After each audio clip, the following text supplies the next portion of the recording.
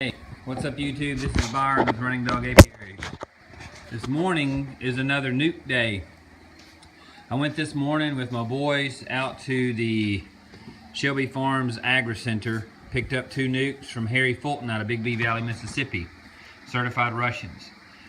Down here, these are the 2 hygienic bottom boards that I built with these hives on there. So what we're going to do this morning, with this plywood and these 2x4s, I'm going to make like probably an overkill migratory cover. Something to stick on these right here. But I'm also going to use these little 1/4-inch strips right here. I'm going to put around the bottom of the boards to give bee space. So I used that migratory cover right there kind of as a pattern to make these.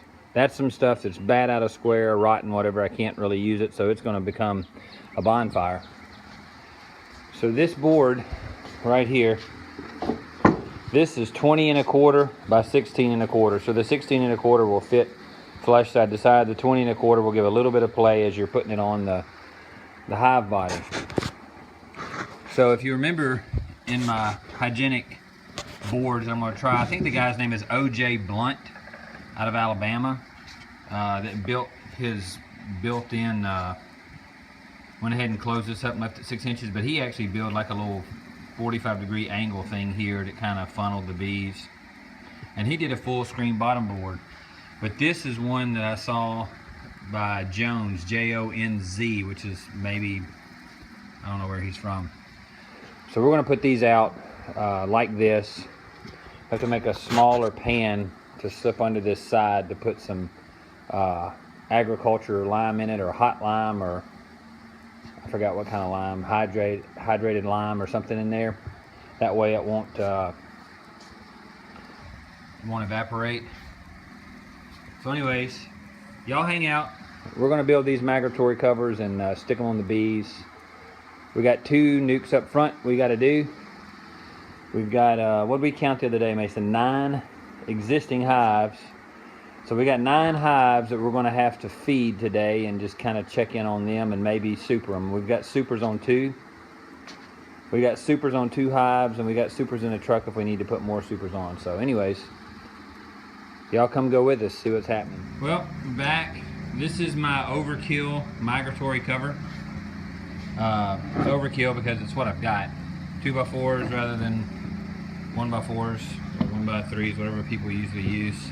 The difference is, I guess, the board that I'm using here, that's only a 1/2 inch. Normally people use 3/4, but I did put a 1/4-inch spacer on it to like create the bee space. You see that? Create the bee space, so because I don't plan on using an inner cover.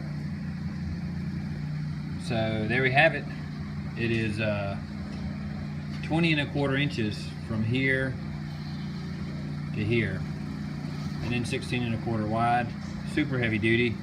The good thing about this is I can throw this down on the ground if I need to, pull a super or a brood body off and set it on, and it'll take the weight no problem. And also it should be plenty heavy.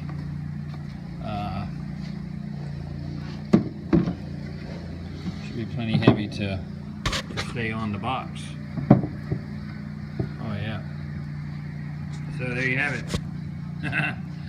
That's crazy. Okay, so that's like a giant migratory cover, but there you go.